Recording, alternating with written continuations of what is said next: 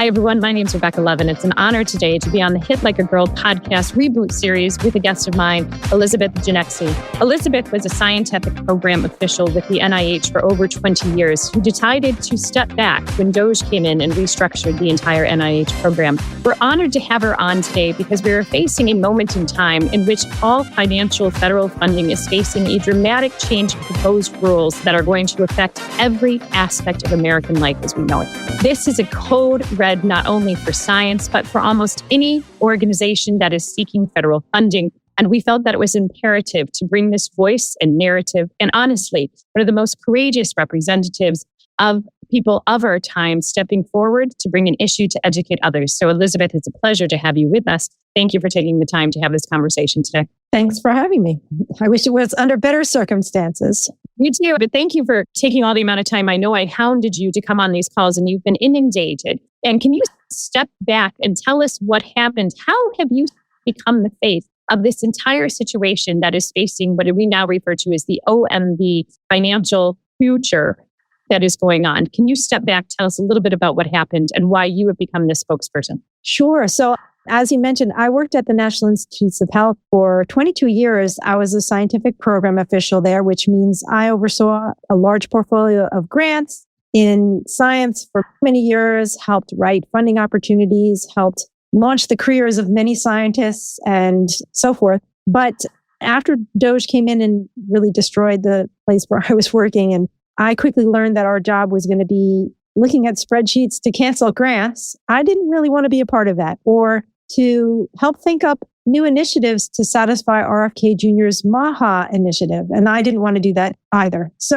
I took the early retirement offer, hoping that I could just get a job on the outside, which has proven quite difficult because they've crashed the economy here in the Washington, D.C. area, and there really aren't any jobs, or there are few, but there's too many people who want them. So I began writing on Substack about my experiences at the NIH because really I was traumatized from being pushed out of my job, and I had no intention of leaving at that time. And it was really quite therapeutic just to write about. I had no idea that people would listen to what I was saying or even be interested. And lo and behold, some of the Substacks really got some traction with people who were hungry to hear what's happening inside the agencies.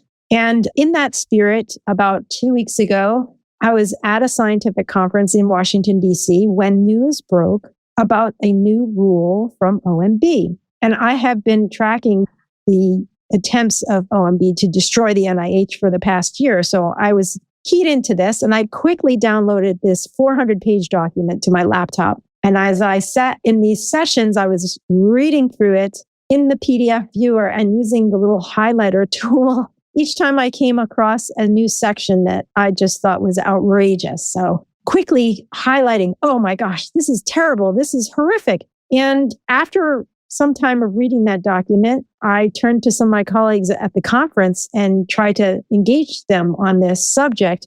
And I quickly learned that they had no idea what OMB was. They didn't know who Russell Vogt was. And they really didn't think a rule from OMB was too terribly interesting to speak about. So that night then I think it's actually, I'm guessing that some of our audience probably feels the same way. Let's start first with who and what is OMB and why does... Exactly. I realize I need to fix this. So most people don't know what the Office of Management and Budget is because it has been a pretty ho-hum office in the White House. And it's basically a budget office. They help with the accounting and the distribution of the money that is allocated for various agencies and programs. It's allocated by Congress, right? So Congress creates the programs that are intended to benefit the American taxpayers, the American people, in the communities of the states. And money gets funneled through this Office of Management and Budget and then dispensed to all of the different agencies.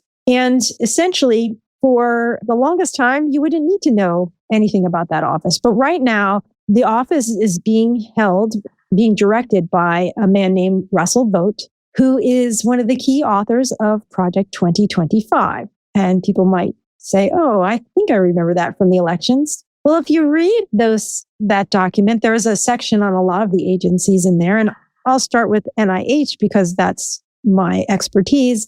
if you read the section about his intentions for the NIH, you'll quickly learn that he doesn't really believe that the NIH should even exist. And it's part of his philosophy. It's an extreme libertarian viewpoint that believes that taxpayer monies really shouldn't be funding all of these grant programs, all of these government programs, assistance programs. They have a very narrow view of what government dollars should go for, and it's mainly military and helping corporations get rich. So this office, which most people don't know, has for many years provided guidance documentation to the agencies to make sure that the monies that are appropriated by Congress get to the people that it's supposed to go to in an efficient way and a way that follows all of the rules, all the policy guidelines. There are rules for costs that are allowed and costs that are not allowed. It's pretty boring. And that document has been referred to as the uniform guidance document for all of the agencies. This is the exact document that Russell Vought has decided right now he's going to completely rewrite. And it's a document called 2 C.F.R. 200, Part 200. Would never need to know something like that. And it's 400 pages of previously just guidance. What he's doing, though, is not guidance. He has, if you look at the document like I have, replaced the word guidance well over 400 times with the word regulation, with the intention of giving himself a magical power of becoming a regulator. So what he intends... It's never happened. And can I just step you back for a quick second? Because what you just laid out is a highly complex series of steps that took what was a guidance document and basically with a sweep of a pen is what you're saying, is just turning it into a regulatory document without any oversight, just by his decisions to do those things that are now they're going to fundamentally change how all financial dollars are going to be activated through the federal government at this point in time, with him as being a sole decision maker on these changes. And can you explain real quick, as you were just saying this, by switching from guidance to regulation, what does that make that document differently from what people before may not have been aware of to now why this is a critical moment in time of what's taking place? That's right. So essentially, it's trying to take away powers that Congress has. So Congress has the authority to make programs for the people, right? They can create Medicaid. They can create Medicare, which they did. They can create Meals on Wheels. They can create any program that they want, and they can allocate dollars to it. And the Office of Management Budget cannot veto those programs. That's not part of the law. That's not how it works. But because he doesn't like these programs, he's going to try to cancel them. And last year, he tried to do that for a number of different programs. There were thousands of NIH grants canceled, NSF grants canceled. There were attempts to cancel infrastructure grants in some of the blue states. There have been numerous energy grants for clean energy and also a variety of things that were related to Biden's legislation to help people modernize the efficiency of their homes, all these kinds of things. And they don't believe that money should go to that. So the court struck it down. Yes. That no, you have to spend the money. That's Congress's authority. Congress has the power of the purse. You do not. You just spend it. So this seems to be his latest scheme to get around that and take a second crack at the apple, right? He's going to try again to take control of these programs that are authorized in law by Congress and use this rule as the way to do it. And thank you for sharing this, because this is a completely unanticipated use of what I think people first read of this document. I think to your point, what you have now further uncovered is that this is allowing the OMB to suddenly become a veto power over Congress's discretionary decisions of spending and supporting a programming that Congress, the elected officials in this place, who are supposed to represent the American people and fund programs that they find vital to national security, public health, and basically general Americans' well-being, can now be vetoed by an OMB, a party that is neither elected nor in a position historically to have been in this position to do anything besides just provide oversight and guidance on how such grants should be applied for purposes of such funding.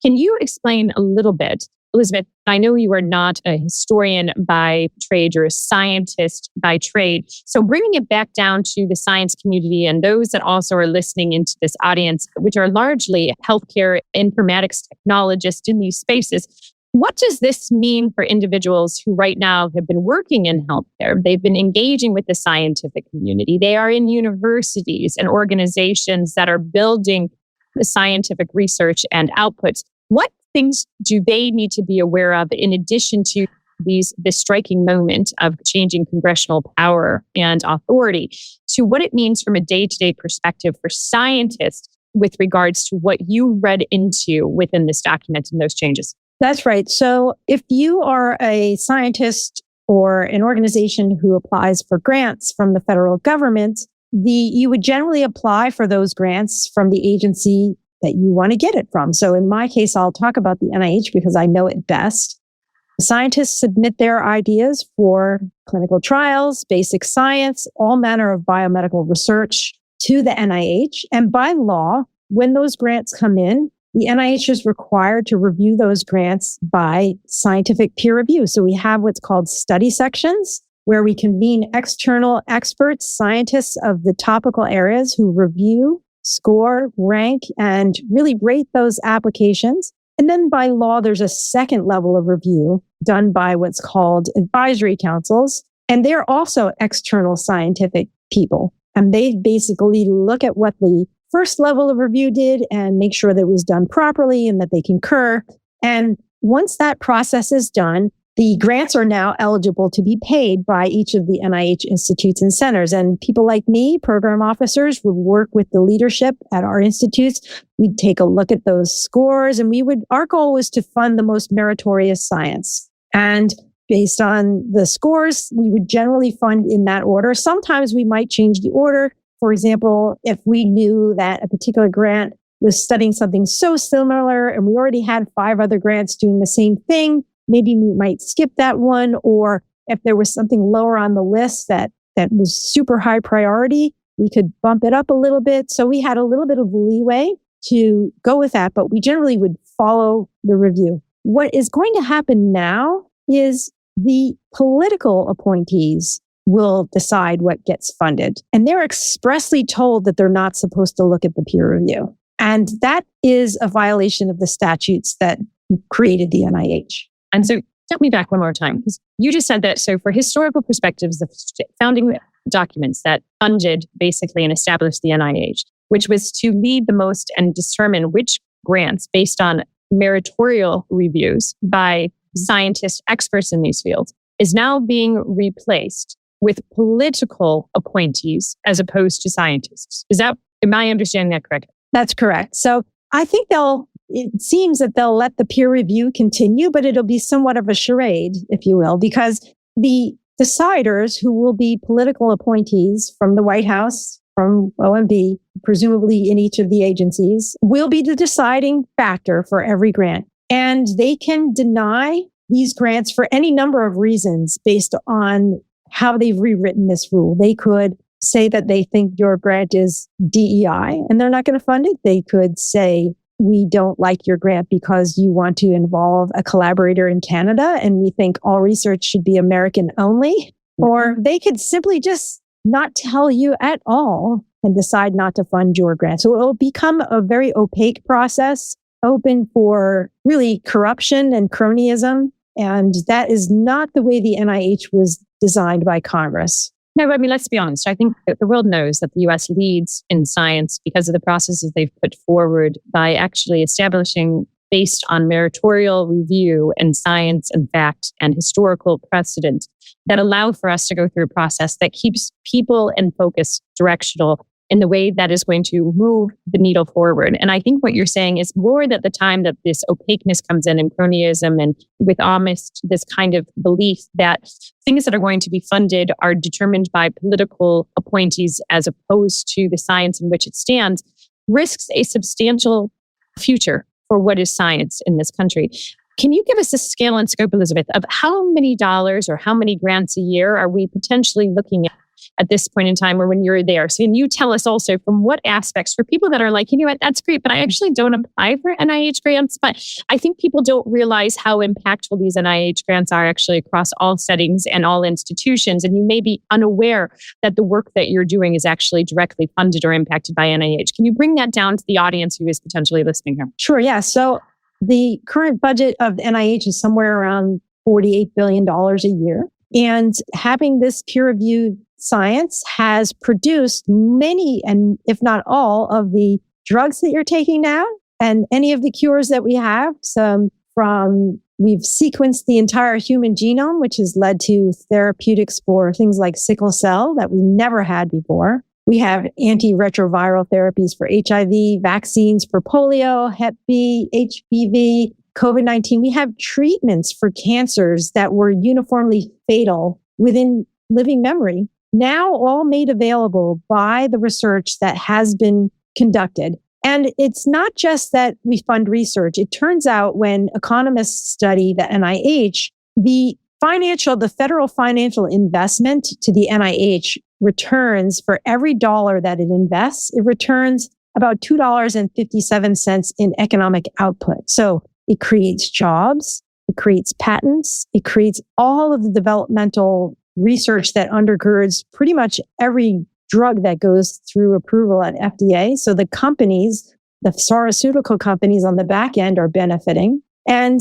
you are benefiting in the health that all of this has generated. So if we stop funding all of that now, the rare cancer that we don't have a cure for now, we won't have that cure for you 10 years from now. That's what we're looking at. And I was talking with two other scientists in this space, and that's exactly what they're saying, is that all of a sudden, everything that is undergoing the current clinical trials, the current development, at any point in time, these things now can lead patients and many places to suddenly abandon research and experiments and things that are critical to these critical aspects of both healthcare and human health that are now at risk of what's happening. Now, you also mentioned not only, and I appreciate you giving us this, how this is paying, and also the economic impact of the NIH. I mean, $48 billion a year is a complete economic motivator, but what you're saying at that is actually equivalent to over $100 billion a year in economic activities that is generated through the NIH on really critical issues that are moving forward human interest. You said something when we started this conversation that it's not only the future of science that's actually happening here, but this entire change of what's happening with the OMB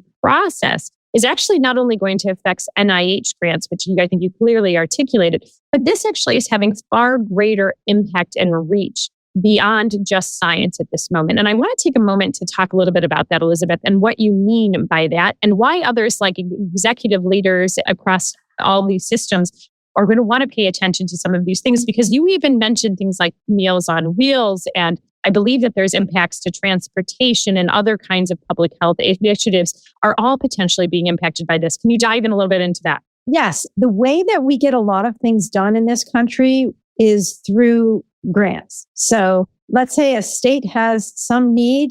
They've got a large bridge that's been out for a really long time. I'm sure there's plenty of people that can think of one. And they're very expensive. So they may not be able to raise that revenue quick enough in a state. And it's a dire situation. We need cars to get across this bridge. So what happens is Congress says, all right, we're going to help you out and we're going to give you X amount of millions to do that bridge, right? So we had this infrastructure bill that was passed under the Biden administration, and they give that money to the states, and the states use that grant money to hire contractors, to get all the surveying people. It's a huge operation.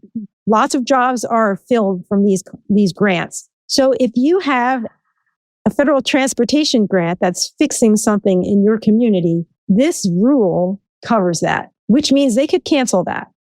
We're seeing that these changes that are coming to the OMB are not only going to impact NIH, but any kind of federal grant that is given to a state that deals with infrastructure, any kind of project within that state could potentially be canceled or vetoed by the OMB at this point in time, being overseen by political appointees. And what I think we're inferencing here potentially is that there is greater risk that if you're not in alignment with the political direction of those ones, states that are expressing opposition could see those grants being canceled or vetoed by the OMB. And I think that there is some speculation. We're seeing some of this play out in places potentially like Minnesota and California currently, not because of the OMB changes, but because of attempts to do so that I know are currently being challenged in the courts. But I think what you're saying is if these changes happen to the OMB, there actually is now a regulatory framework that establishes less ability for states and others to challenge the cancellation of these grants and financial federal dollars. Is that what I'm understanding from you?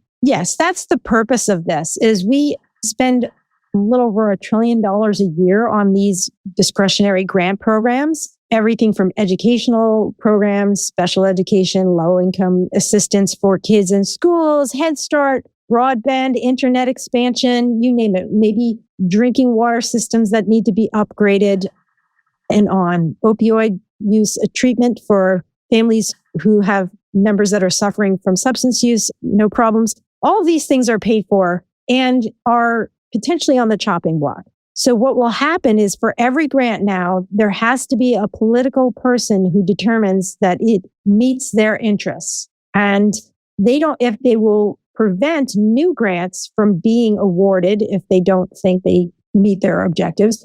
And it also grants them the opportunity to cancel any current grants. So retroactively, even though we awarded something to a community, now this gives OMB the power to cancel and take back that money. I mean, obviously, this is petrifying in a number of ways and deeply concerning that suddenly established programs funded and directed by Congress could be overturned at the whim of political appointees, which no matter who is in office, it is a risk to anyone doing those things. And it is the wrong precedent for which both the American foundation, I believe, of our democracy and our Congress is established to suddenly create a department that would allow to overwhelm the will of Congress, which has always been given the access to approve the purse or the dollars that is invested into which programs it needs, and is suddenly being moved under the direction of the executor office, and one that is clearly going to be directed by political direction, which is, as we know across history, has never worked well for any kind of direction for future growth of a country, but also just amazingly shocking that we are living this in the United States. So Elizabeth, what can people do? I mean, obviously, this is overwhelming, but the reason we're having this podcast is that we're here because we have a window of time where we can actually fight back against what is happening and be very constructive in what's happening in this debate, but also make a substantial impact that not only can impact the outcomes of this ruling, but also give the courts and other organizations an opportunity to potentially fight this legally. And this is where everyone who is listening today steps in and can actually be a part of helping prevent these changes from happening. Can you tell us what actions we need to take? Yes. So they're doing this to get around Congress and to cut your money off of your community. But they're counting on Americans not noticing until it's too late. We have a 45-day window, which started when this rule was published, and it will lapse on July 13th to express our opposition about this rule on the Federal Register on the docket. And we can provide those links for you. It's a very simple thing to do. And you do not have to be a lawyer. You do not have to be a scientist. You can just be a person who does not like the idea that your grant monies could be canceled to your community for any reason whatsoever by the White House. And I have written some nice descriptions of how to do this if you've never written a rule like this, so we can point you to those tools. So what we're trying to do is get overwhelming opposition into the Federal Register. That's the historical record. I would love it if we could get 1 million comments of people saying, no, don't do this.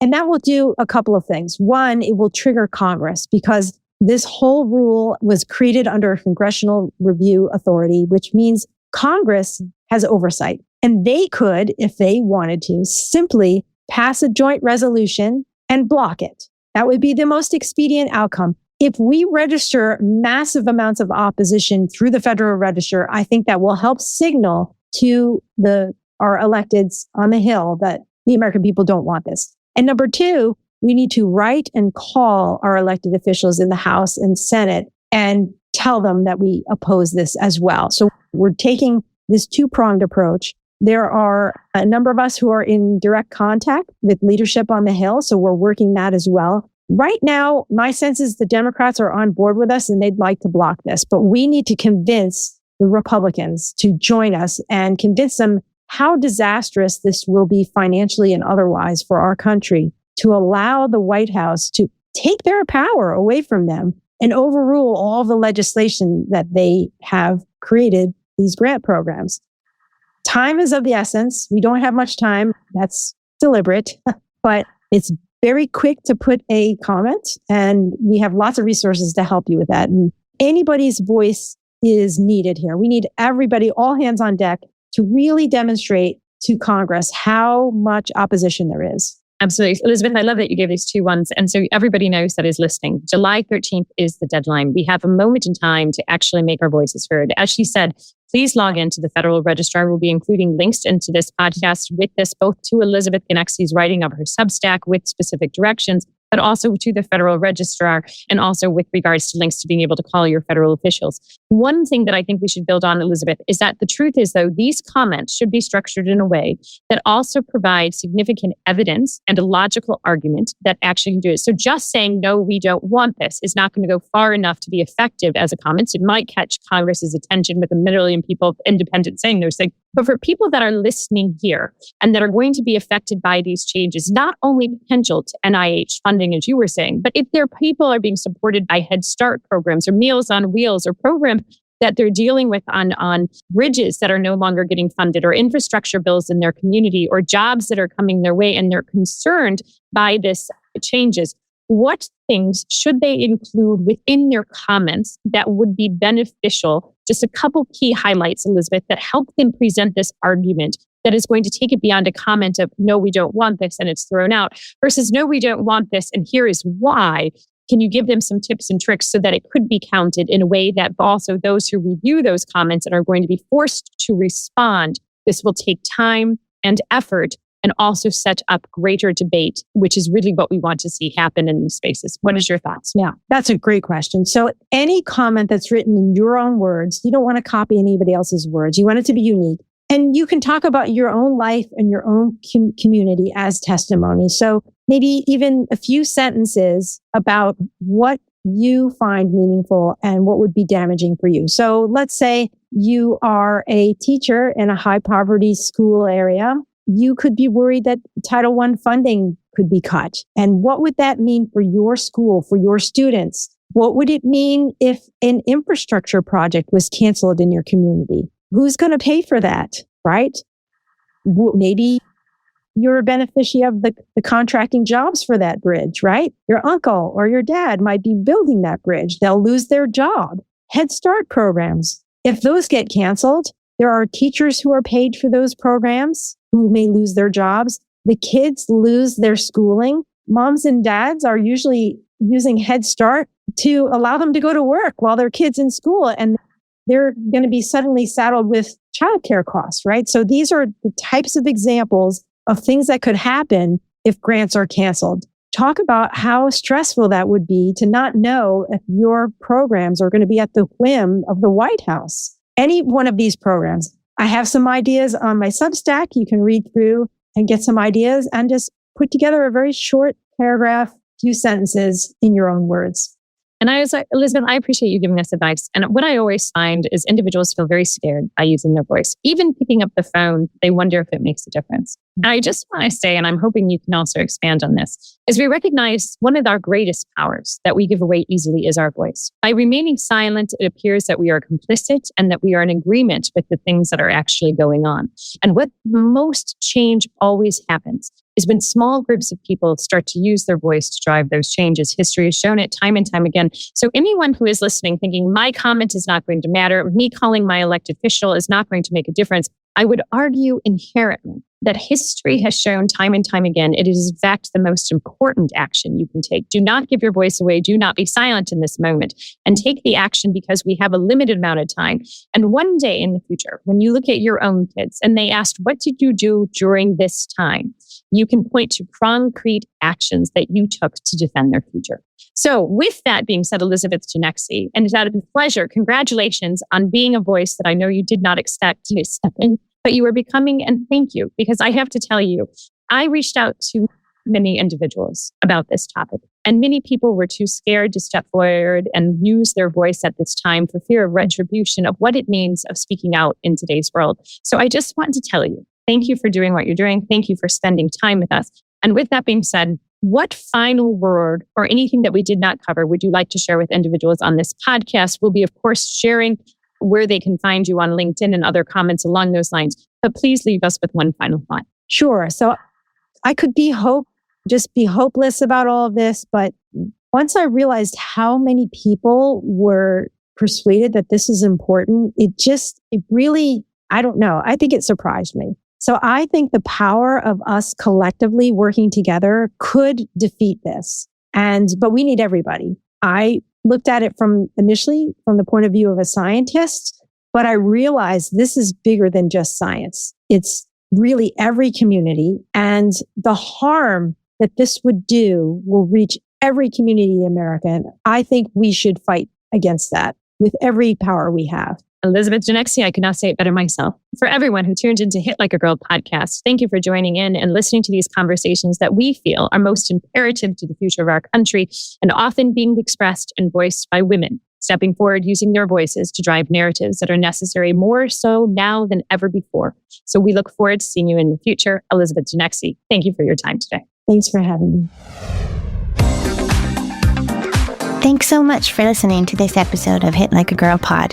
If this episode resonated with you, please follow us on social media at Hit Like a Girl Pod. That's HIT like a girl, POD across all platforms. And to learn more about the show, our guests, or to join our waitlist for what's coming next, please visit our website. The link is in the show notes. The Hit Like a Girl podcast is built on joy, fueled by love, and led with grace. We're so glad that you're here. We'll see you next time.